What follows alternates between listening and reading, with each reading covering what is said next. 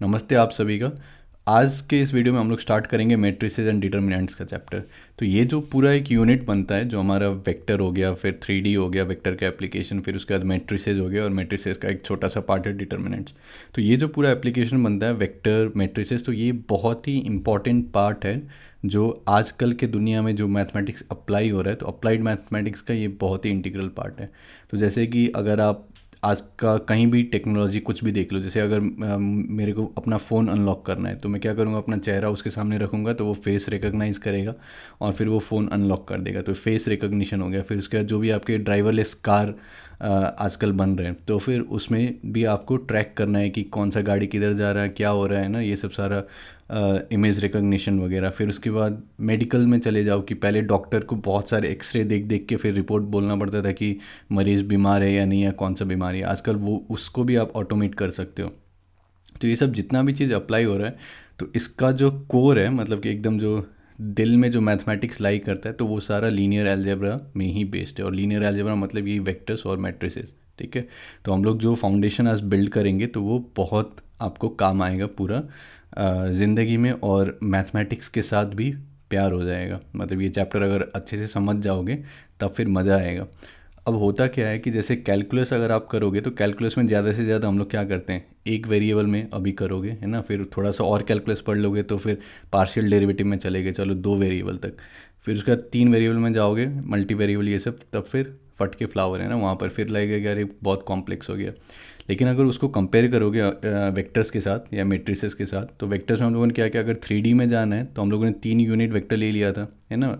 आई cap 1 0 0, फिर जे cap 0 1 0, फिर के कैप 0 0 1। ऐसे ही अगर मेरे को 4 डायमेंशन में जाना है तो फिर मैं ले लूँगा 1 3 0, फिर 0 1 0 0, फिर 0 0 0 1, फिर 0, मतलब 3 ऊपर में 0, फिर लास्ट में जाके 1, ठीक है। तो इस टाइप से जो है हम लोग 4 बेसिस ले लेंगे। फिर अगर मेरे को 5 डायमेंशन में जाना है तो फिर मैं 5 वैसा ले सकता हूँ वेक्टर्स। फिर मेरे को और जो भी वेक्टर चाहिए तो मैं इनको कंबाइन करके वो डायमेंशन में वेक्टर क्रिएट कर सकता हूँ।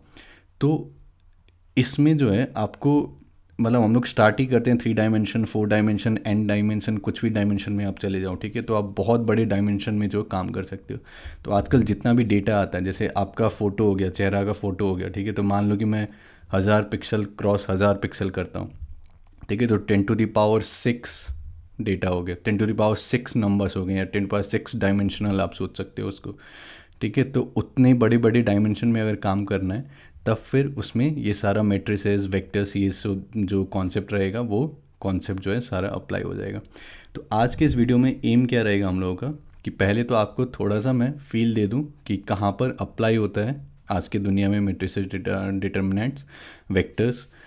और फिर उसका जब थोड़ा सा फील आ जाए, फिर हम लोग जो सिस्टम ऑफ लीनियर इक्वेशंस होते हैं, जैसे कि जो, मतलब 3 लीनियर इक्वेशंस हैं 3 वेरिएबल्स में, ठीक है। तो वो सबको कैसे विजुअलाइज करते हैं, कैसे देखते हैं, ठीक है। और उसको 2 तरीका हम लोग देखेंगे, कि एक हो गया कि स्ट्रेट लाइंस प्लेन्स की तरफ में सोचो, और फिर दूसरा हो जाएगा कि वेक्टर्स के तरीके से कैसे उसको सोचते हैं। और इस टाइप से जो है, मेरे को नहीं लगता कि आप लोगों ने कभी पढ़ा होगा, ठीक है, जिस तरीके से हम लोग आज पढ़ने वाले हैं जो चीज़। और हो सकता है कि आपको मैथ से प्यार हो जाए और फिर आप ये दुनिया में खो जाओ, ठीक है। तो हम लोग स्टार्ट करते हैं और फिर उसके बाद हम लोग डिटर्मिनेंट्स का भी थोड़ा प्रॉपर्टीज़ वगैरह आज के इस वीडियो में देखेंगे। तो सबसे पहले तो एक इमेज प्रोसेसिंग का मैं आपको थोड़ा सा फील दे देना चाहता हूँ। तो इमेज प्रोसेसिंग में हमारा होता क्या है कि हमारे पास कुछ इस टाइप का फ़ोटो है, ठीक है। तो ये जब 2011 का वर्ल्ड कप जीता था, ठीक है, उस टाइम पर मेरा उसी साल में एग्ज़ाम था जेई का, तो ये उस टाइम का फ़ोटो है, ठीक है। अब ये फ़ोटो को हम लोग सोचेंगे कैसे कि ये क्या फ़ोटो है। तो बेसिक से स्टार्ट करते हैं। मान लो कि बस मेरे पास एक पिक्सल है, ठीक है। एक पिक्सल, पिक्सल का मतलब क्या, कि ये ब्लैक जो कलर दिख रहा है, ब्लैक को मैं 0 बोल रहा हूँ, ठीक है। और फिर वाइट वाला जो रहेगा उसको मैं 255 बोलूँगा, ठीक है। तो एक ही पिक्सल है और ये पूरा ब्लैक है, तो उसको मैं 0 से रिप्रेजेंट कर सकता हूँ, ठीक है। तो इसको बोल सकते हो कि एक रो है, एक कॉलम है, ठीक है। और फिर उसका एक ही ये एलिमेंट है 0, ठीक है। फिर इसको छोड़ दो। फिर उसके बाद मान लो कि मेरे पास 2 पिक्सल है, ठीक है, और दोनों ब्लैक ब्लैक है। तब मैं क्या बोलूँगा कि ये जो पहला कॉलम है उसका भी वैल्यू 0 है, दूसरा जो कॉलम है उसका भी वैल्यू 0 है। तो इसको मैट्रिक्स के टर्म में हम लोग इस टाइप से सोच सकते हैं, है ना। फिर सिमिलरली मान लो कि मेरे पास 4 पिक्सल आ गए, ठीक है, कि यहाँ पर ब्लैक, यहाँ पर ब्लैक, यहाँ पर वाइट, यहाँ पर वाइट। तो इसको मैट्रिक्स के फॉर्म में कैसे सोच सकते हैं कि ये 0, ये 0, ये 255, ये 255। ठीक है, तो इसको मैट्रिक्स के फॉर्म में ऐसे सोच सकते हैं। फिर मान लो इस टाइप से है कि पहला ब्लैक, फिर वाइट, फिर ब्लैक, तो 0, 255, 255, 255, सॉरी 255, 0 है ना। तो ये 0 और 255 क्या रिप्रेजेंट कर रहा है कि ब्राइटनेस है ना, कितना ब्राइट है। तो ये ब्लैक है तो 0, ये वाइट है 255, ये वाइट है 255, और ये मान लो कि कुछ ग्रे हो गया है ना, तो 0 से लेकर 255 के बीच में कुछ ग्रे, तो इसका मान लो 200। तो इसी टाइप से ये 4 पिक्सल्स का हो गया। अब इसी टाइप से ये जो पूरा फोटो है, ठीक है, इसको हम लोग सोच सकते हैं कि इसमें इस साइड में करीब 2000 पिक्सल है। ठीक है, तो 2000 रोज़ है, और फिर 3000 जो है इसमें कॉलम है। ठीक है, तो अगर इसको सोचोगे कि हर पिक्सल का क्या वैल्यू होगा, और ये ब्लैक एंड वाइट है तो 0 से लेकर 255 के बीच में उसका वैल्यू रहेगा, तो हर पिक्सल का जो वैल्यू रहेगा वो कुछ इस टाइप से रहेगा कि 4 पॉइंट समथिंग है ना, मतलब 0 से लेकर 255 के बीच में। तो ये जो पूरा इमेज है इसको आप सोच सकते हो एक मैट्रिक्स है, जिसका कि डायमेंशन ये है कि 2004 इसमें रोज़ हैं, और फिर 3000 जो है इसमें कॉलम्स है। ठीक है, और फिर हर जो एंट्री है उसमें कुछ 0 से लेकर 255 के बीच में। ठीक है, तो इस इमेज को जो है हम लोग इस टाइप से सोच सकते हैं। अब फिर मान लो कि मेरे को कलर्ड पिक्चर चाहिए, तब फिर कलर्ड पिक्चर में क्या करते हैं हम लोग कि जो 3 हमारे बेसिक कलर होते हैं, रेड, ग्रीन एंड ब्लू, और चिंता मत करो ये सब चीज़ आपको जेई में नहीं पूछा जाएगा, ये मैं बस आपको थोड़ा सा मैथमेटिक्स का फील देने के लिए आपको मैं ये सारा चीज़ बता रहा हूँ। ठीक है, तो अब मान लो कि मेरे को ये कलरफुल पिक्चर चाहिए। ठीक है, तो कलरफुल पिक्चर में हम लोग क्या करते हैं, ये जो 3 बेसिक एलिमेंट्स है, रेड, ग्रीन एंड ब्लू, तो ये तीनों को मिला के फिर जो भी कलर आपको चाहिए वो कलर क्रिएट कर सकते हो। ठीक है, तो ब्लैक एंड वाइट में क्या था कि एक ही उसमें था है ना, कि 2004 क्रॉस 3000। अब हम लोग कलर्ड के लिए क्या करते हैं कि हर जो ये चैनल है, मतलब एक चैनल हम लोग रेड चैनल बोल सकते हैं, एक चैनल हम लोग ब्लू चैनल बोल सकते हैं, एक चैनल ग्रीन। ठीक है, तो red, green and blue RGB value कहते हैं उसको। ठीक है, तो उसी में एक मैट्रिक्स के ऊपर दूसरा मैट्रिक्स आप सोच सकते हो कि एक रेड चैनल के लिए हो गया, एक ग्रीन चैनल के लिए हो गया, और एक ब्लू चैनल के लिए हो गया। ठीक है, तो इसका डायमेंशन क्या हो जाएगा कलरफुल पिक्चर का कि 2004 है ना रोज़ हैं, फिर 3000 इसमें कॉलम्स हैं, और फिर 3 जो है वैसे जो है इसमें लेयर्स हैं। ठीक है, तो कलरफुल पिक्चर को जो है हम लोग कुछ इस टाइप से सोच सकते हैं। ठीक है, तो ये सब दिखाने का आपको मतलब क्या था कि आजकल जैसे ये जो इमेज रिकॉग्निशन आता है कि एक बिल्ली का फ़ोटो दिखाओ कंप्यूटर को, तो वो बिल्ली, मतलब कंप्यूटर बोल सकता है कि वो बिल्ली है। ठीक है, तो ये आप तो बोलेगे ये तो बहुत आसान काम है कि आपने बिल्ली देखा, बिल्ली का फ़ोटो देखा और फिर आपने बोल दिया बिल्ली है। लेकिन अगर मैं आपको सही में पूछूं कि कैसे आपने बोला कि ये बिल्ली है, ठीक है, तो वो आप नहीं बता पाओगे कि आपका दिमाग ने क्या क्या कैलकुलेशन किया या फिर क्या क्या वहाँ पर देखा है ना कि ये बिल्ली है। मतलब आपको बस पता है कि ये बिल्ली है, लेकिन ये जो बस पता है ना, तो इसको जो है कंप्यूटर्स के फॉर्म में अगर हम लोग को करवाना है कंप्यूटर से, तब फिर बहुत मुश्किल हो जाता है। तो जैसे जो भी रिपीटेटिव टास्क है, जैसे मैं बोल दूँ कि 2 to the power 1000 निकालो, ठीक है, तो ये कंप्यूटर आराम से कर सकता है कि 2 को करते रहे तो फिर ये निकाल देगा।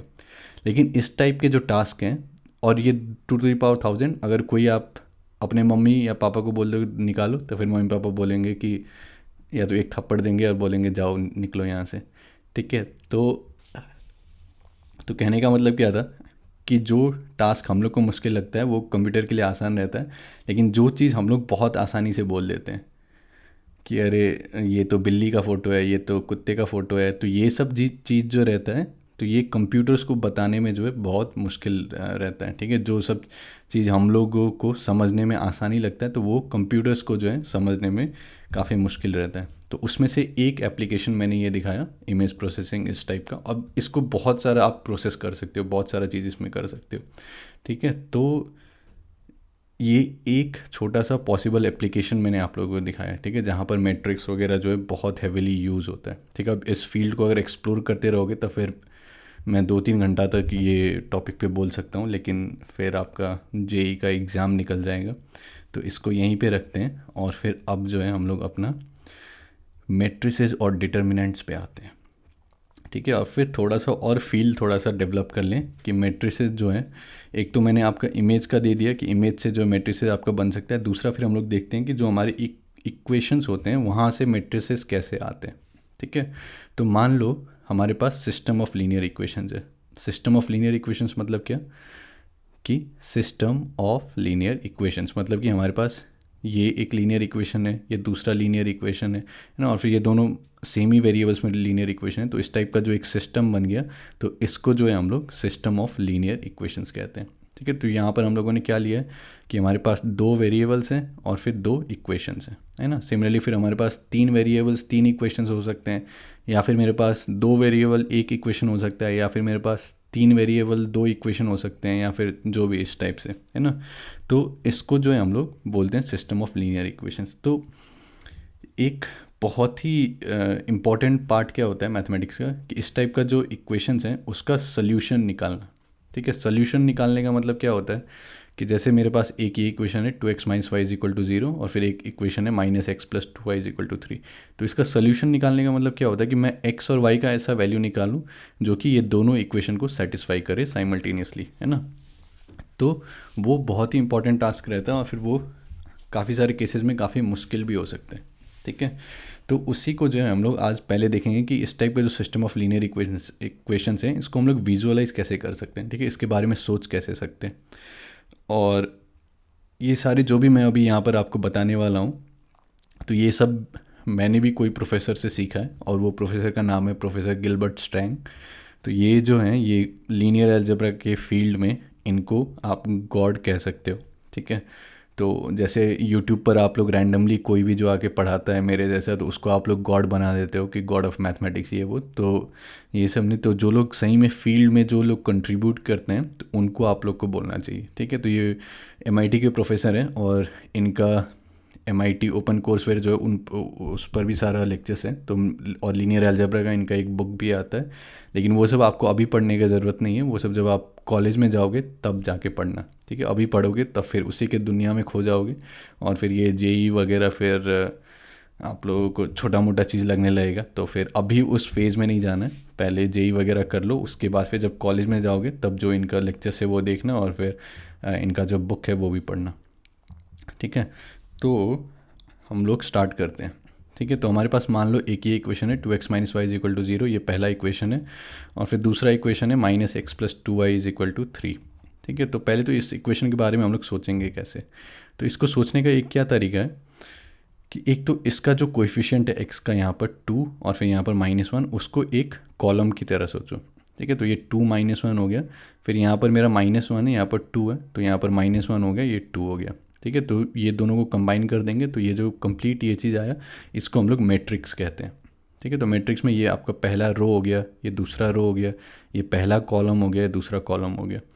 तो इसको ऐसे सोच सकते हैं कि x का जो भी कोएफिशिएंट था उसको पहला कॉलम में हम लोगों ने डाल दिया, फिर y का जो भी कोएफिशिएंट था उसको दूसरा कॉलम में डाल दिया, फिर यहाँ पर मल्टीप्लाइड बाय xy। ठीक है, ये दूसरा मैट्रिक्स कह सकते हो, या फिर जब भी एक कॉलम का हम लोग बात करते हैं तो उसको आप लोग वेक्टर भी बोल सकते हो। ठीक है, तो ये एक वेक्टर हो गया या फिर एक कॉलम वेक्टर। ठीक है, जो भी कहना है, दिस इज़ इक्वल टू, फिर ये 0 3, है ना, फिर ये भी एक वेक्टर की तरह इसको सोच सकते हो। ठीक है, तो ये जो है इसको हम लोग मैट्रिक्स फॉर्म में कह सकते हैं कि ये जो है पूरा चीज़ 2 -1 -1 2, तो इसको हम लोग एक मैट्रिक्स कह सकते हैं A, this is multiplying this vector capital X। ठीक है, और फिर हम लोग को लास्ट में जो मिलता है वो एक ये नया वेक्टर मिलता है B। ठीक है, तो ये सारा जो भी है इसको हम लोग इस टाइप से रिप्रेजेंट कर सकते हैं कि A capital X is equal to B। ठीक है, अब इसका अगर सोल्यूशन मेरे को निकालना है, और इसको यहाँ से भी देख सकते हो, अगर मैट्रिक्स मल्टीप्लिकेशन थोड़ा सा आपको आता है तो हम लोग क्या करते हैं कि रो मल्टीप्लाई बाई कॉलम करते हैं, तो 2x minus y is equal to 0, है ना, फिर -x plus 2y is equal to 3। ठीक है, तो उस तरीके से जो है समझ सकते हो। अब ये चीज़ को देखने का, ठीक है, कि इसका सोल्यूशन क्या आता है या फिर ये कि रिप्रेजेंट क्या चीज़ करता है, तो उसको देखने का 2 तरीका है। एक तरीका है कि आप इसको एक रो को एक टाइम पर देखो और फिर उसको इंटरप्रेट करो कि वो चीज़ क्या है। ठीक है, और फिर दूसरा है कि आप कॉलम के हिसाब से देखो। ठीक है, तो पहले हम लोग देखेंगे रो पिक्चर, ठीक है, फिर हम लोग देखेंगे कॉलम पिक्चर। ठीक है, तो रो पिक्चर का मतलब क्या है कि हम लोग एक टाइम पर एक रो देखते हैं। ठीक है, तो एक रो क्या रिप्रेजेंट कर रहा है, 2x minus y is equal to 0, मतलब y is equal to 2x, है ना, तो वो क्या रिप्रेजेंट करता है, एक straight line passing through origin. तो उसको मैंने यहाँ पर ड्रॉ कर दिया, ये हमारा x एक्सिस हो गया, ये y एक्सिस हो गया, तो फिर यहाँ पर मैंने इसको ड्रॉ कर दिया y is equal to 2x। फिर ये दूसरा क्या है, minus x plus two y equal to three, ये भी y equal to m x plus c के फॉर्म में है ना, तो ये भी हमारा एक स्ट्रेट लाइन हो गया। तो ये स्ट्रेट लाइन कुछ इस टाइप से आपको मिलेगा, है ना। एक्स को अगर ज़ीरो रख दो तो वाई क्या आ जाएगा, 3/2, तो 1.5 करीब ये हो जाएगा। फिर वाई को अगर ज़ीरो रख दो तो एक्स जो है -3, तो ये जो -3 हो जाएगा। तो ये जो लाइन है कुछ इस टाइप से हो गया। अब इसका अगर सोल्यूशन मेरे को चाहिए तो सोल्यूशन हम लोग क्या देखेंगे कि ये दोनों स्ट्रेट लाइन कहाँ पर इंटरसेक्ट कर रहा है ना। तो ये इंटरसेक्ट कर रहा है मतलब क्या कि ये जो पॉइंट है, ये पॉइंट, ये जो ब्लू वाला लाइन है इसके ऊपर भी लाई कर रहा है, ग्रीन वाला जो लाइन है इसके ऊपर भी लाई कर रहा है, मतलब कि ये दोनों के ऊपर लाई कर रहा है, मतलब ये दोनों को सेटिस्फाई कर रहा है। मतलब ये जो भी पॉइंट है ये दोनों इक्वेशंस को सेटिस्फाई करेगा, ठीक है। और इसको देख सकते हो कि ये 1 आएगा x, और ये जो y है वो 2 आएगा, है ना। तो x को अगर 1 रखोगे तो 2 - 2 0 हो जाएगा, तो ये इस पॉइंट मतलब इस लाइन को सेटिस्फाई कर रहा है। फिर x को अगर यहाँ पर रखोगे तो -1 -1 + 4 इज़ इक्वल टू 3, है ना। तो ये 3 लिखना चाहिए था मेरे को यहाँ पर, तो ये 3 आ जाएगा इस यहाँ पर, ठीक है। तो इससे हम लोग क्या कह सकते हैं कि ये एक रो जो है ये एक स्ट्रेट लाइन को रिप्रेजेंट कर रहा है, ठीक है। मतलब ये एक स्ट्रेट लाइन, ये एक स्ट्रेट लाइन, और फिर सोल्यूशन मतलब ये जहाँ पर भी इंटरसेक्ट कर रहा है, ठीक है। तो ये रो पिक्चर के हिसाब से हम लोग इस टाइप से सोच रहे हैं। तो ये यहाँ तक तो ठीक है, मतलब कि 2 डायमेंशन में है, तब फिर हम लोग सोच सकते हैं कि यहाँ स्ट्रेट लाइन हो गया और फिर इंटरसेक्ट हो गया। अब इसी को अगर आप सोचोगे कि 3 डायमेंशन में, ठीक है, तब फिर प्लेन आ जाएगा। फिर 4 डायमेंशन में फिर सोचना वो थोड़ा सा दिक्कत हो सकता है, ठीक है, कि क्या शेप बनेगा ये वो। तो इससे एक बेटर और एक रिप्रेजेंटेशन क्या होता है कि हम लोग वेक्टर्स के फॉर्म में सोचें, ठीक है, लीनियर कॉम्बिनेशन ऑफ वेक्टर्स। तो उसका मतलब क्या है कि ये सेम चीज़ को हम लोग किस तरीके से सोच सकते हैं कि ये 2 - 1 जो है वो एक वेक्टर है, ठीक है। 2 - 1 जो है वो एक वेक्टर है। फिर उसके बाद ये जो -1 2 है वो दूसरा वेक्टर है, ठीक है। -1 2 जो है वो दूसरा वेक्टर है, और फिर ये 0 3 जो है ये तीसरा वेक्टर है, ठीक है। और फिर हम लोग यहाँ पर कर क्या रहे हैं कि हम लोग ये जो दोनों वेक्टर्स हैं, एक ये हमारा 2 - 1 हो गया, और फिर एक ये जो हमारा -1 2 हो गया, है ना। तो ये दोनों जो वेक्टर्स हो गए, तो ये दोनों को लीनियर कॉम्बिनेशन हम लोग कौन सा लेंगे कि ये तीसरा वेक्टर आ जाए, ठीक है। फिर से सुन लेना अगर समझ में नहीं आया तो जैसे हम लोग क्या करते थे कि हमारे पास आई कैप है ना, जे कैप है, ठीक है, और फिर के कैप है। तो आई कैप को हम लोग कैसे सोच सकते हैं कि ये एक वेक्टर है 1 0 0, है ना।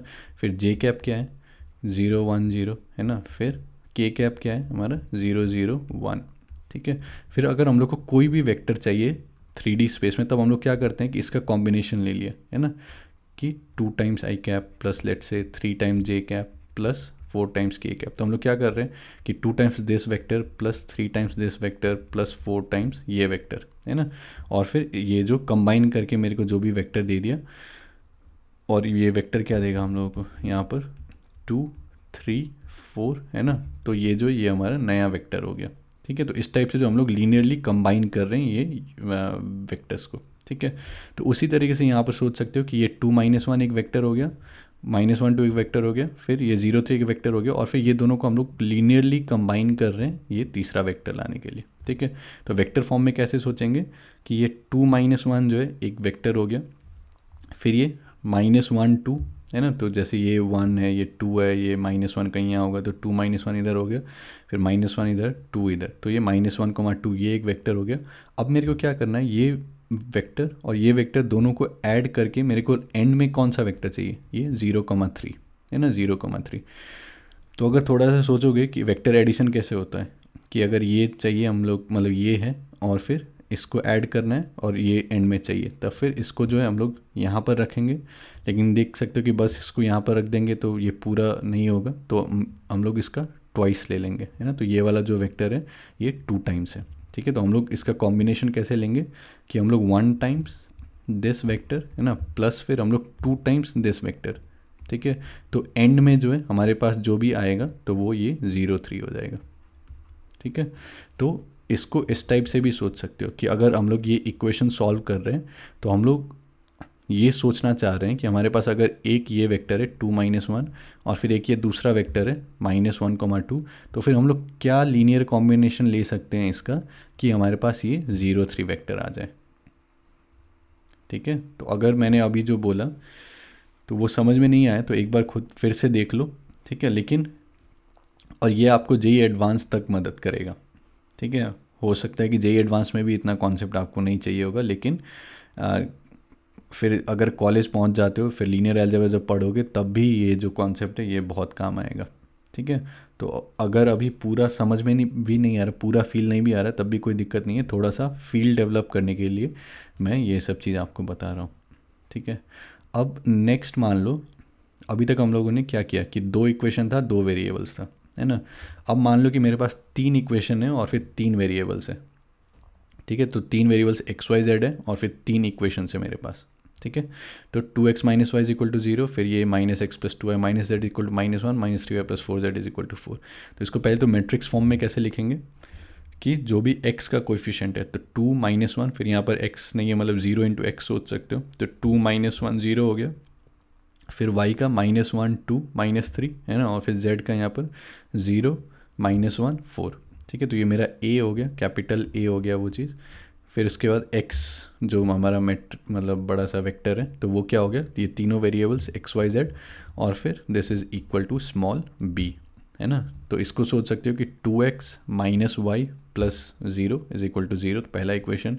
फिर -x प्लस 2y माइनस जेड इज इक्वल टू -1, फिर 0 minus 3y plus 4z is equal to 4, ठीक है। तो इस टाइप से जो हम लोग सोच सकते हैं। अब इसका रो पिक्चर क्या होगा कि अगर हम लोग एक रो को देखेंगे एक टाइम पर, तब ये हम लोगों ने पढ़ा था प्लेन्स में कि ax plus b y plus c z is equal to d, या फिर plus d is equal to 0 क्या रिप्रेजेंट करता है, प्लेन को रिप्रेजेंट कर रहा है। तो ये जो पहला इक्वेशन है ये एक कोई प्लेन को रिप्रेजेंट करेगा, है ना। फिर ये जो दूसरा इक्वेशन है ये दूसरा कोई प्लेन को रिप्रेजेंट करेगा, और फिर ये जो तीसरा इक्वेशन है ये तीसरा कोई प्लेन को रिप्रेजेंट कर रहा है, ठीक है। और सोल्यूशन हम लोग किसको बोलेंगे, सोल्यूशन हम लोग उसको बोलेंगे वो पॉइंट, मतलब वो एक्स वाई जेड जो कि ये तीनों प्लेन पर लाई करता हो, है ना। तो अगर सोचना है तो ये एक प्लेन हो गया, ठीक है, ये दूसरा प्लेन हो गया, और फिर तीसरा प्लेन भी कट कर रहा है, और फिर जो भी तीनों का पूरा इंटरसेक्शन आ गया, मतलब जो पॉइंट तीनों पर लाई कर रहा है उसको हम लोग सोल्यूशन बोलेंगे, ठीक है। तो उसको इस टाइप से भी देख सकते हो कि एक ये ऑरेंज वाला प्लेन हो गया, एक ये ग्रीन वाला, एक ब्लू वाला, तो तीनों जो है यहाँ पर इंटरसेक्ट कर रहा है, ठीक है। तो ये सोल्यूशन हो गया। तो इसको जो है हम लोग रो पिक्चर के फॉर्म में सोच सकते हैं। अब वेक्टर में कैसे हम लोग सोच सकते हैं, वेक्टर में हम लोग सोच सकते हैं कि x का कोएफिशिएंट ये सारा क्या है 2 -1 0, तो एक मेरे पास ये वेक्टर आ गया 2 -1 0, ठीक है। इसको 3D में कैसे सोचेंगे, जैसे हम लोग सोचते थे वेक्टर में कि 2 फिर -1 फिर 0, है ना, तो इधर कहीं वेक्टर होगा, तो ये 2 -1 0, ठीक है। फिर दूसरा मेरे पास कौन सा वेक्टर आ गया, ये -1 2 -3, है ना, -1 तो -1 2 फिर -3, तो मान लो कि कहीं यहाँ पर, ठीक है। तो -1 2 -3, फिर तीसरा मेरे पास कौन सा वेक्टर आ गया, ये 0 -1 4, तो तीसरा मान लो मेरे पास ये वेक्टर आ गया 0 -1 4। अब मेरे को क्या करना है कि ये तीनों को मेरे को ऐसे लीनियरली कंबाइन करना है कि मेरे को 0 -1 4 मिल जाए, मतलब कि एंड रिजल्ट जो है मेरे को ये वाला चाहिए वेक्टर फिर से, है ना। तो मैं क्या करूँगा कि मैं 1 टाइम्स ये वेक्टर ले लूँगा, फिर मैं 0 टाइम्स दिस कर दूंगा, है ना। तो 0 times this vector plus 0 times this vector plus 1 time this vector gives में दिस वेक्टर, है ना। तो ये लीनियरली हम लोगों ने कंबाइन कर दिया, है ना। तो यहाँ पर क्या होगा कि 0 0 1, ठीक है। और ये 0 0 1 जो है ये तीनों यहाँ पर आप लोग इक्वेशन में जो है डाल के देख सकते हो एक्स वाई जेड का वैल्यू, ठीक है। तो 2 टाइम्स 0 -0, फिर यहाँ पर 0 टाइम जो भी हो वो 0 हो जाएगा, फिर ये 0, फिर ये 0, फिर ये -1 इज इक्वल टू -1, फिर ये 0 हो गया, फिर ये 4 टाइम्स 1 इज इक्वल टू 4, है ना। तो ये वाला जो हो गया 0 0 1, तो ये इंटरसेक्टिंग पॉइंट हो गया, ठीक है। तो इसको इस टाइप से सोच सकते हो कि इंटरसेक्टिंग पॉइंट हो गया, या फिर इसको इस टाइप से सोच सकते हो कि हम लोग ये जो तीनों वेक्टर्स हैं उसका हम लोग लीनियर कॉम्बिनेशन ऐसा कर रहे हैं कि ये वाला जो वेक्टर है वो आ जाए हमारे पास, ठीक है। तो ये मैंने आपको बहुत ही बेसिक चीज़ यहाँ पर बताया है, और फिर बाद में अब यहीं से आप लोग सोच सकते हो कि हमारे पास यहाँ पर क्या हो गया, 3 प्लेन्स आ गए, है ना। तो 3 प्लेन्स अब ऐसे भी आ सकते हैं कि 2 प्लेन एक लाइन पर इंटरसेक्ट करता हो और फिर तीसरा प्लेन वो लाइन से पास करता हो, तो फिर इन्फाइनाइटली मैनी सोल्यूशन हो जाएंगे, ठीक है। या फिर ऐसा हो सकता है कि तीनों प्लेन एक ही, मतलब तीनों प्लेन जो पैरेलल्स हैं तो कोई इंटरसेक्टिंग पॉइंट ना आ जाए, तो इस टाइप से जो अलग अलग केस आ सकता है, तो उसको जो है फिर हम लोग एंड में देखेंगे, ठीक है, कि इसका सारा सोल्यूशन हम लोग कैसे निकालते हैं, ठीक है। और फिर उसका एग्जामिनेशन पॉइंट ऑफ व्यू से भी काफ़ी इंपॉर्टेंट है, क्योंकि उस पर जो जेई मेंस में काफ़ी क्वेश्चन पूछे जाते हैं कि एक सोल्यूशन है या फिर इनफाइनेटली मैनी सोल्यूशन है या फिर जो भी, ठीक है। तो उसको हम लोग जो है बाद में देखेंगे। तो अभी के लिए ये थोड़ा सा एक इंट्रोडक्शन था आपको मैट्रिक्स के दुनिया में, ठीक है, और फिर मैट्रिक्स वेक्टर वगैरह जो कैसे रिलेटेड है। तो हमेशा ऐसे सोच सकते हो कि मैट्रिक्स के जितने भी कॉलम्स हैं उसको आप लोग एक कॉलम वेक्टर की तरह सोच सकते हो, या फिर जो भी एक रो है तो रोज़ को जो है हम लोग एक रो वेक्टर की तरह सोच सकते हैं, ठीक है।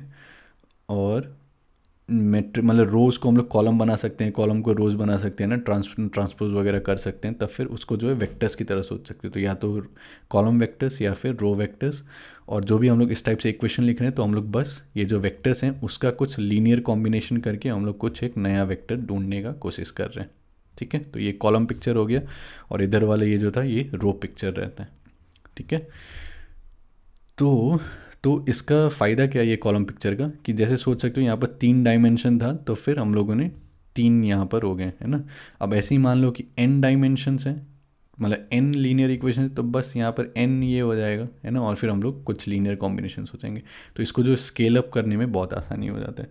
अब नेक्स्ट हम लोग क्या करेंगे कि एक चीज़ होता है डिटर्मिनेंट्स, ठीक है। तो डिटर्मिनेंट्स होता क्या है कि जो भी हमारे पास स्क्वायर मैट्रिक्स है, अब स्क्वायर मैट्रिक्स का मतलब क्या हो गया कि जितने रोज़ हैं उतने ही कॉलम है, ठीक है। तो जैसे ये मेरा मैट्रिक्स क्या हो गया, 3 रोज़ है 3 कॉलम्स है ना, 3x3, ठीक है। तो जितने भी स्क्वायर मैट्रिक्स हैं तो उसके लिए एक स्पेशल नंबर जो है वो एक मैट्रिक्स के साथ जुड़ा हुआ रहता है, ठीक है। और वो जो स्पेशल नंबर होता है उसको हम लोग determinant of that particular matrix कहते हैं, ठीक है।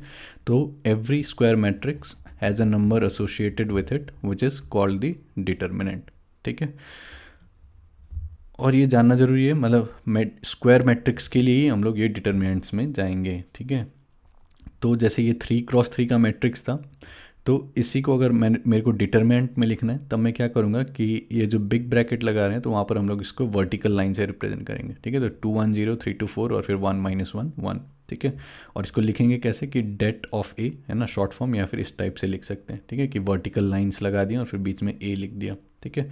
और जैसे ये 3x3 का था तो इसका जो ऑर्डर है उसको 3 बोल सकते हैं हम लोग, ठीक है। तो इसको जो है हम लोग डिटर्मिनेंट कहते हैं। और ये इस टाइप से रिप्रेजेंटेड है, लेकिन ये रिप्रेजेंट क्या कर रहा है, एक नंबर, ठीक है, एक सिंगल नंबर। तो वो नंबर कैसे इवेल्युएट करते हैं तो वो हम लोग बाद में देखेंगे, ठीक है। तो अभी हम लोग क्या देखेंगे कि इसके डिटर्मिनेंट के प्रॉपर्टीज़ क्या हैं। अब ये डिटर्मिनेंट जो है पढ़ने का 2 तरीका है। पहला तरीका क्या है कि मैं आपको सीधा फार्मूला बता दूं कि ये डिटरमिनेंट कैसे इवैल्यूएट होता है, और फिर उसके बाद जाके जो है हम लोग उसकी प्रॉपर्टीज़ पढ़ें। या फिर दूसरा तरीका जो मेरे को अच्छा लगता है वो ये है कि पहले हम लोग प्रॉपर्टीज़ पढ़ें, ठीक है। प्रॉपर्टीज़ में भी 3 हम लोग प्रॉपर्टी पढ़ेंगे, और फिर उसके बाद बाकी जितने भी प्रॉपर्टी आएंगे वो सारे प्रॉपर्टीज़ जो हैं वो ये 3 प्रॉपर्टी से डिराइव हो सकते हैं, ठीक है। और फिर जो है हम लोग ये प्रॉपर्टीज समझने के बाद फिर हम लोग आगे जो है जो भी डिटर्मिनेंट को इवैल्यूएट कैसे करते हैं, मतलब वो नंबर कैसे निकालते हैं, तो वो वाला जो फॉर्मूला आता है उसको भी हम लोग डिराइव करने का कोशिश करेंगे ये सारा प्रॉपर्टीज़ से, ठीक है। तो 3 इंपॉर्टेंट प्रॉपर्टीज़ हैं, और बाकी जितने भी प्रॉपर्टीज़ आते हैं वो सारे यही 3 प्रॉपर्टीज से डिराइव होते हैं, ठीक है। तो सबसे पहला प्रॉपर्टी क्या है जो इम्पॉर्टेंट है वो ये है कि डिटर्मिनेंट ऑफ आइडेंटिटी मैट्रिक्स जो है वो 1 है, ठीक है। अब आइडेंटिटी मैट्रिक्स का मतलब क्या है कि जो भी आपके डायगोनल एलिमेंट्स हैं वो 1 है, ठीक है। और फिर ये डायगोनल एलिमेंट्स छोड़ के बाकी जितने भी एलिमेंट्स हैं वो 0 हैं, ठीक है। तो आई होप आपको समझ में आता होगा कि ये डायगोनल हो गया, है ना। तो यहाँ पर जितने भी एलिमेंट्स हैं वो 1 है, और इसको छोड़ के बाकी जितने भी एलिमेंट्स हैं वो 0। तो इसको जो है हम लोग आइडेंटिटी मैट्रिक्स कह सकते हैं। और फिर इसको अगर वेक्टर्स के टर्म्स में सोचोगे तब फिर ये 1 0 क्या हो गया, ये एक यूनिट वेक्टर है, 0 1 क्या है, ये दूसरा यूनिट वेक्टर है। जैसे 1 0 0 तो इसको आई कैप सोच सकते हो, है ना। फिर ये 0 1 0 ये जे कैप सोच सकते हो, 0 0 1 ये के कैप सोच सकते हो। और जब भी हम लोग डिटर्मिनेंट के बारे में सोच रहे हैं तो जैसे कि हम लोगों ने वेक्टर्स के चैप्टर में देखा था कि जब हम लोग को स्केलर ट्रिपल प्रोडक्ट निकालना रहता था तो हम लोग क्या करते थे, डिटर्मिनेंट निकालते थे, है ना। तो 3 वेक्टर्स अगर मेरे पास हैं ए बी सी, तो उसका अगर मैं डिटर्मिनेंट मतलब पूरा मतलब पहला रो को ए कर दूँ, दूसरा रो को बी कर दूँ, तीसरा रो को सी कर दूँ और फिर उसका डिटर्मिनेंट लूँ, तब फिर वो क्या रिप्रेजेंट करता था, वॉल्यूम ऑफ द पैरेललोपाइप्ड, है ना। पैरेललोपाइड मतलब कि एक साइड जो उसका ए वेक्टर है, दूसरा साइड बी वेक्टर है और तीसरा साइड जो है सी वेक्टर है, ठीक है। तो डिटर्मिनेंट को जो है आप लोग वॉल्यूम के टर्म्स में सोच सकते हो, ठीक है, दिमाग में हमेशा वो रख सकते हो। तो ये आइडेंटिटी का डिटर्मिनेंट 1 है, मतलब क्या है कि जैसे अगर आपने एक बॉक्स ले लिया, वॉल्यूम ले लिया, तो length into breadth into height होता है ना, l into b into h. तो अगर तीनों 1 1 1 है, ठीक है, मतलब मॉड ऑफ एल या फिर मैग्नीट्यूड ऑफ एल 1 यूनिट है, मैग्नीट्यूड ऑफ ब्रेथ 1 यूनिट है, मैग्नीट्यूड ऑफ हाइट 1 यूनिट है, तो वॉल्यूम क्या आ जाएगा 1, है ना, 1 × 1 × 1। तो वैसे ही हम लोग यहाँ पर क्या कर रहे हैं कि ये यूनिट वेक्टर है, मतलब कि इसका मैग्नीट्यूड क्या है 1 है, ये भी यूनिट वेक्टर मैग्नीट्यूड 1 है, ये भी यूनिट वेक्टर मैग्नीट्यूड 1 है। तो ये 1 1 है, तो फिर इससे जो भी वॉल्यूम बनेगा वो भी 1 यूनिट का ही बनेगा, है ना, 1 क्यूबिक यूनिट। तो इस टाइप से जो है आप कन्विंस कर सकते हो खुद को, ठीक है, कि डिटर्मिनेंट ऑफ आइडेंटिटी मैट्रिक्स जो है हम लोग 1 बोल रहे हैं, मतलब क्या कि वॉल्यूम जो है वो 1 यूनिट होगा, ठीक है। तो ये सबसे पहला प्रॉपर्टी है कि अगर इस टाइप का मैट्रिक्स है तब फिर वॉल्यूम जो है वो 1 हो जाएगा। अब नेक्स्ट जो है वो क्या है कि अगर हम लोग कोई भी दो रो जो है उसको एक्सचेंज कर देंगे, तब क्या होगा कि डिटर्मिनेंट का जो साइन है, साइन जो है वो चेंज हो जाएगा, है ना, वो नेगेटिव हो जाएगा। अब इसके बारे में कैसे सोच सकते हो कि हम लोग जो डिटर्मिनेंट ले रहे थे वो क्या ले रहे थे कि ए डॉट बी क्रॉस सी, है ना। तो अगर वो जो क्यूब है मतलब वो प्लेन से बाहर निकल रहा है या फिर एक साइड मतलब राइट हैंडेड सिस्टम बना रहा था, तब फिर वॉल्यूम पॉजिटिव आता, और फिर अगर वो क्यूब नीचे जाता या फिर लेफ्ट हैंडेड सिस्टम बना तो वो जो वॉल्यूम है वो नेगेटिव आ जाता, है ना। तो जैसे box of A B C जो लिखते थे हम लोग, वो क्या लिखते थे कि माइनस ऑफ बी सी ए, है ना। ए बी सी का ऑर्डर अगर चेंज हो गया तब फिर वो माइनस हो जाता था। तो वहाँ पर हम लोग कर क्या रहे थे कि एक रो एक्सचेंज के कारण माइनस हो जाता था। तो इसको जो है ये प्रॉपर्टी को इस टाइप से सोच सकते हो, है ना, कि मैग्नीट्यूड वही रहेगा वॉल्यूम का, लेकिन बस साइन जो है वो चेंज हो जाएगा, ठीक है। तो जैसे ये 1 0 0 1 था, तो यहाँ पर हम लोगों ने क्या किया कि ये दोनों रो को एक्सचेंज कर दिया, है ना। ये 0 1 ऊपर चला गया और फिर ये 1 0 जो है ये नीचे आ गया। तो पहले डिटर्मिनेंट क्या आ रहा था 1, अब डिटर्मिनेंट क्या आ जाएगा -1, ठीक है। फिर यहाँ पर 1 0 0 था, इसको ऐसे ही रखा और फिर ये दोनों रो को जो है उसको एक्सचेंज कर दिया, ठीक है। तो 0 0 1 इधर आ गया, फिर 0 1 0 इधर आ गया, ठीक है। तो अगर हम लोग एक बार रो को एक्सचेंज कर रहे हैं, कोई भी दो को रो को, तब साइन जो है वो रिवर्स हो जाएगा, ठीक है। अब इसमें सोच सकते हो अगर मैं फिर से इसको चेंज कर दूं कि 0 0 1 ऊपर ले जाऊं 1 0 0, तब फिर वो माइनस ऑफ -1 हो जाएगा, तब फिर वो जो है वो प्लस हो जाएगा, ठीक है। तो ऑड नंबर ऑफ टाइम करने से माइनस रह जाएगा, even number of times exchange करोगे तब फिर प्लस आ जाएगा, ठीक है।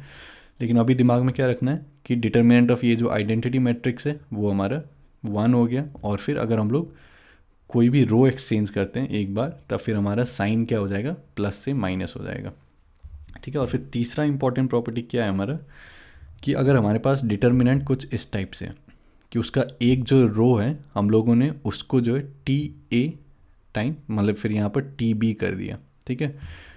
तो इसको ऐसे सोच सकते हो कि जैसे मेरा लेंथ एल था, ब्रेथ बी था और फिर हाइट एच था, ठीक है। अब मान लो कि मैं बस लेंथ को जो है 2 टाइम्स कर दूँ, है ना, लेंथ जो है मैं ट्वाइस कर दूँ, तो फिर वॉल्यूम क्या होगा, वॉल्यूम ऑफ 2 LBH हो जाएगा, तो वॉल्यूम भी ट्वाइस हो जाएगा, है ना। तो अगर मैं कोई भी बस एक रो को टी टाइम्स कर देता हूँ, तब फिर ये जो डिटर्मिनेंट है वो भी टी टाइम्स हो जाएगा, ठीक है। लेकिन ये सोच सकते हो कि अगर मैं लेंथ को 2 टाइम्स कर दूँ, है ना, ब्रेथ को भी 2 टाइम्स कर दूँ, तो फिर क्या होगा, वॉल्यूम कितना हो जाएगा, फिर वॉल्यूम 2L टाइम्स 2B, मतलब कि वॉल्यूम 4 टाइम्स हो जाएगा, ठीक है। और फिर अगर मैं 2 times l 2 times breadth 2 times height कर दूं, तब फिर वॉल्यूम 2⁻³ हो जाएगा, ठीक है। तो यहाँ पर जो है हम लोग बस एक रो को बोल रहे हैं, ठीक है। तो एक रो में अगर टी ए टी बी है तब फिर हम लोग वहाँ से टी कॉमन ले सकते हैं।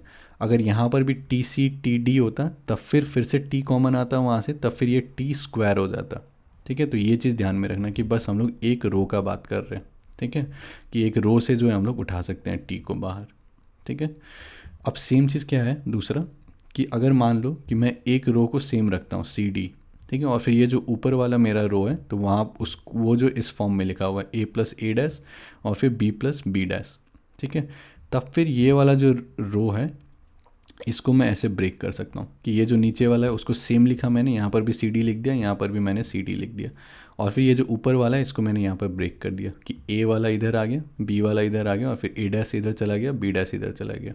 ठीक है, तो इसको भी वॉल्यूम की तरह सोच सकते हो कि मान लो कि मेरा ये ए जो था वो एक बॉक्स है, ठीक है, उसका लेंथ कुछ ए था, ठीक है, तो उसका वॉल्यूम कुछ आ जाएगा, है ना, इस नंबर के हिसाब से। फिर मेरे पास ये दूसरा छोटा सा बॉक्स है, ठीक है, जिसका कि ये डायमेंशन है, फिर मैंने दोनों डायमेंशन को ऐसे करके ऐड कर दिया, ठीक है।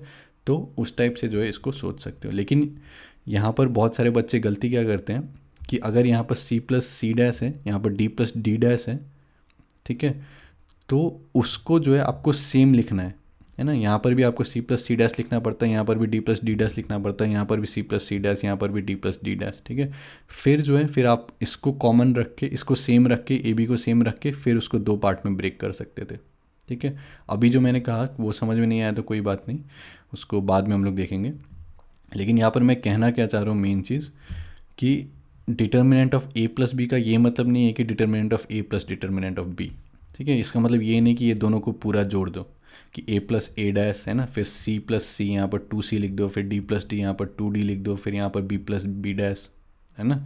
तो इसका मतलब वो नहीं है, ठीक है। इसमें हम लोग बस क्या कर रहे हैं कि एक जो रो है उसमें लीनियर है, ठीक है। तो कोई भी एक जो रो है, मतलब बाकी सारे को हम लोग सेम रखेंगे, ठीक है। तो कोई भी एक जो ये रो है उसको हम लोग इस टाइप से लीनियर ब्रेक कर सकते हैं, ठीक है। और एक रो में जो है इस टाइप से करें तब फिर हम लोग उसका ये टी को कॉमन ले सकते हैं, ठीक है। तो ये याद रखना, ध्यान रखना हमेशा, यहाँ पर गलती मत कर देना कि इस टाइप से डिटरमिनेंट है तब फिर दोनों को लेके जोड़ दिए कि ए प्लस ए डैश आ गया, बी प्लस बी डैश आ गया, कि यहाँ पर 2c आ गया, यहाँ पर 2d, ठीक है, तब फिर वो गलत हो जाएगा, ठीक है।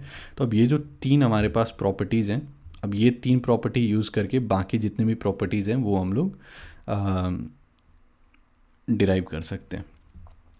तो सबसे पहले हम लोग क्या देखेंगे कि अगर हमारा ये जो डिटर्मिनेंट है उसमें दो रो जो हैं वो इक्वल आ जाएंगे, ठीक है, तब डिटर्मिनेंट क्या हो जाएगा, वो ज़ीरो हो जाएगा, ठीक है। इसको कैसे सोच सकते हो कि अगर मान लो मेरे पास दो रो सेम आ गया, ठीक है, और फिर ये दोनों रो को मैंने एक्सचेंज अगर कर दिया, तब फिर इस रूल के हिसाब से क्या होना चाहिए था कि अगर मैं रो एक्सचेंज करता हूँ तब फिर माइनस ऑफ वो डिटर्मिनेंट हो जाना चाहिए, है ना।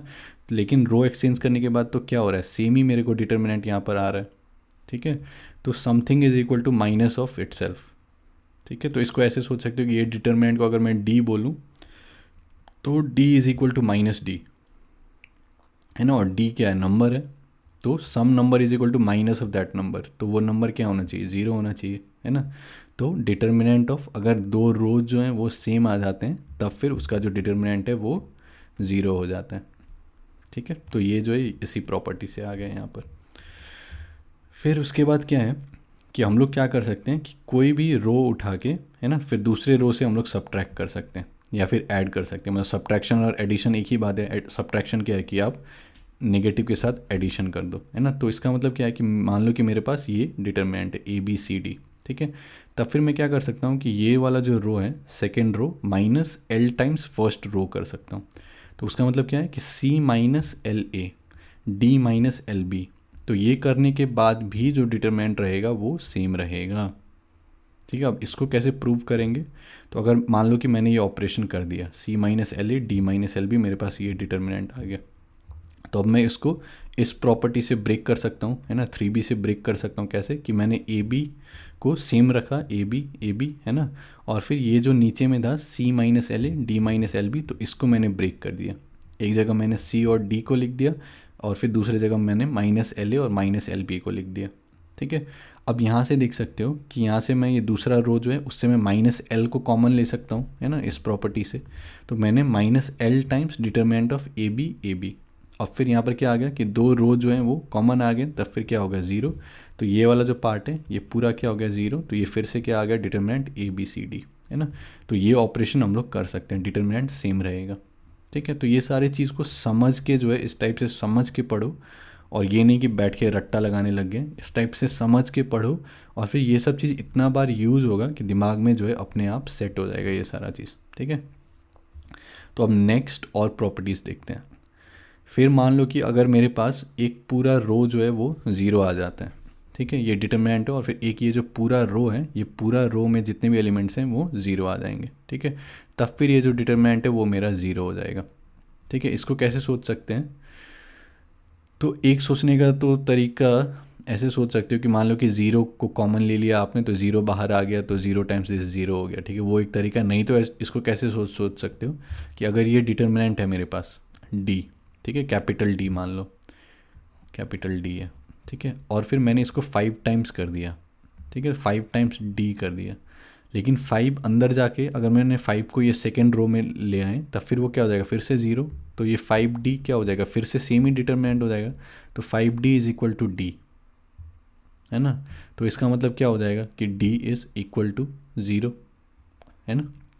तो ये जो डिटर्मिनेंट है वो हमारा ज़ीरो हो जाएगा, ठीक है। तो ये समझाने का तरीका था, ठीक है।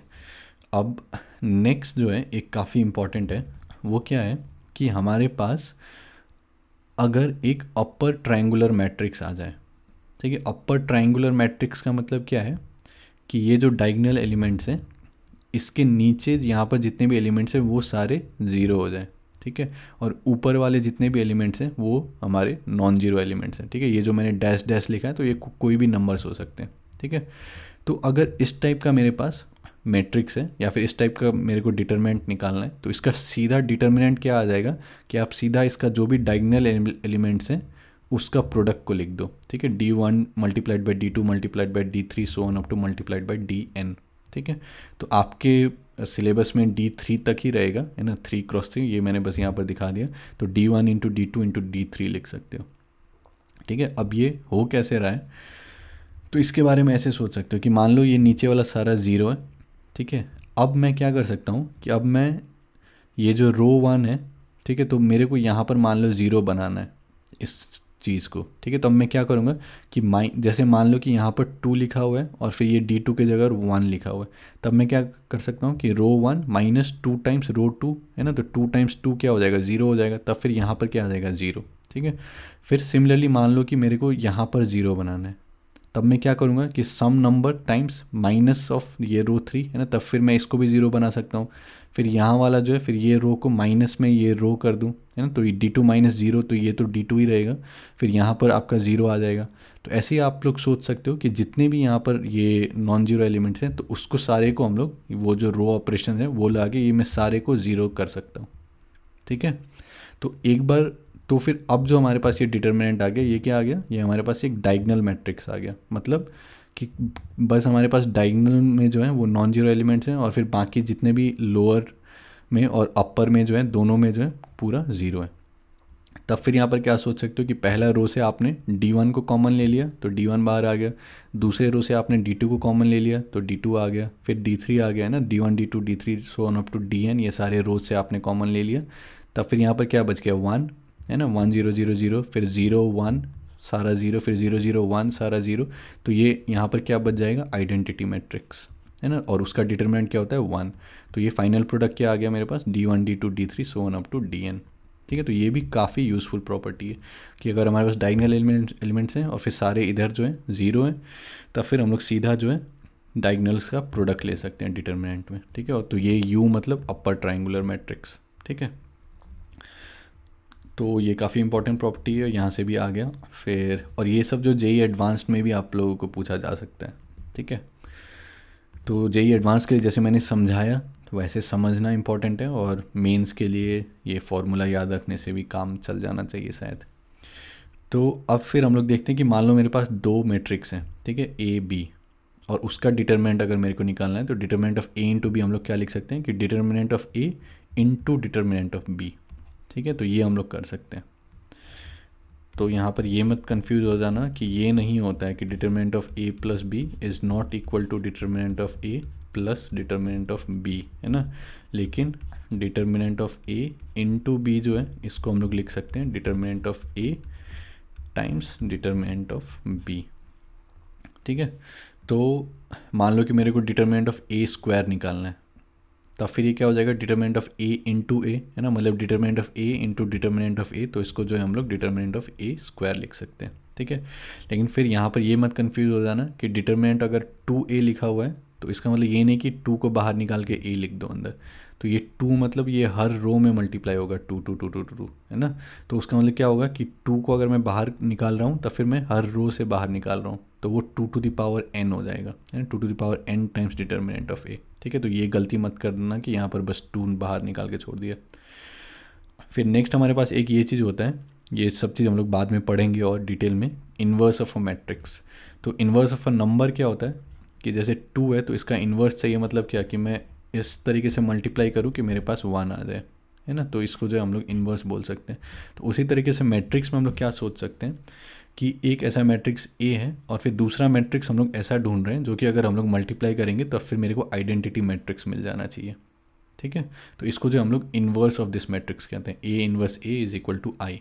तो अगर मैं डिटरमिनेंट लूँ यहाँ पर तो क्या हो जाएगा, determinant of A inverse A is equal to determinant of I. तो डिटरमिनेंट आई क्या 1, तो determinant of A inverse into determinant of A is equal to 1, तो determinant of A inverse is equal to 1 by determinant of A. ठीक है, अब last जो एक property रह गया है वो काफ़ी इंपॉर्टेंट है। वो क्या बोल रहा है कि determinant of A transpose is equal to determinant of A. मतलब कि जो भी रो हम लोगों ने कहा है तो इसका अगर मैं ट्रांसपोज ले लूँ तो ट्रांसपोज का मतलब क्या होता है कि जैसे ये ए बी सी ये था, तो इसका अगर मैं ट्रांसपोज ले लूँ तब फिर ये क्या हो जाएगा कि ए बी सी मतलब रो जो है वो कॉलम बन जाएगा, फिर ये वाला जो रो था ये इधर कॉलम बन जाएगा और फिर ये वाला जो रो है ये इधर कॉलम बन जाएगा। ठीक है, तो इसका जो भी डिटर्मिनेंट था, तो ये जो ट्रांसपोज हम लोगों ने ले लिया तो इसका भी डिटर्मिनेंट वही रहेगा। ठीक है, determinant of A B C D जो भी था तो ये ए बी फिर सी डी ये सेम ही रहेगा। तो हम लोगों ने जितना भी प्रॉपर्टी अभी तक बोला वो रो के लिए बोला, लेकिन वो सारे जो प्रॉपर्टीज़ हैं वो कॉलम के लिए भी ऑटोमेटिकली अप्लाई हो जाएंगे। क्यों? क्योंकि जो भी रो को हम लोग सोच रहे हैं, है ना, तो फिर उसी को कॉलम बना दो तो फिर सेम प्रॉपर्टीज़ वहाँ पर भी वैलिड हो जाएंगे। ठीक है, तो जो जितना भी चीज़ हम लोगों ने रो के लिए बोला कि 2 रो कॉमन हो गए तब फिर 0 हो जाएगा, तो वो सेम चीज़ 2 कॉलम्स अगर सेम हो गए तब फिर वो डिटरमिनेंट 0 हो जाएगा। क्यों? क्योंकि अगर 2 कॉलम सेम है तब फिर आप सोच सकते हो कि मैंने उसका ट्रांसपोज ले लिया, तब फिर ट्रांसपोज में क्या हो जाएगा कि डिटरमिनेंट तो सेम है लेकिन ट्रांसपोज वाले में 2 रो सेम हो जाएंगे, तब फिर वो डिटरमिनेंट जो है 0 हो जाएगा। ठीक है, तो जो भी प्रॉपर्टीज़ हम लोगों ने रो के लिए बोला है तो वो सारा चीज़ जो है वो सारे कॉलम्स के लिए भी अप्लाई होगा। तो हम लोगों ने जितना भी प्रॉपर्टीज़ यहाँ पर पढ़ा डिटर्मिनेंट्स का, तो ये सारी चीज़ को जैसे हम लोगों ने समझा है आज वैसे ही समझ के सारे को पढ़ो, और फिर नेक्स्ट में जो है ये डिटरमिनेंट को इवैल्यूएट कर कैसे करते हैं, उसके लिए फॉर्मूला क्या होता है, तो ये जो है हम लोग नेक्स्ट में डिराइव करेंगे ये सारा प्रॉपर्टीज जो है वो यूज़ करके। ठीक है, तो आज के वीडियो के लिए इतना ही था। तो इसमें जो है आई होप आप लोगों को फील आया होगा थोड़ा कि सेम प्रॉब्लम को हम लोग बहुत अलग अलग तरीके से सोच सकते हैं। ठीक है, और ये पूरा लीनियर अलजेब्रा का जो है ये बेसिक है। ठीक है, तो आगे जाके अगर आप लोग को मशीन लर्निंग, आर्टिफिशियल इंटेलिजेंस ये सब फील्ड में कुछ अच्छा करना है या फिर कोई भी साइंटिफिक फील्ड में कुछ अच्छा करना है तो ये सारे चीज़ जो हैं वो बहुत ही ज़्यादा अप्लाई होते हैं। ठीक है, तो बहुत बहुत धन्यवाद और मिलते हैं हमारे क्रैश कोर्स के अगले वीडियो में।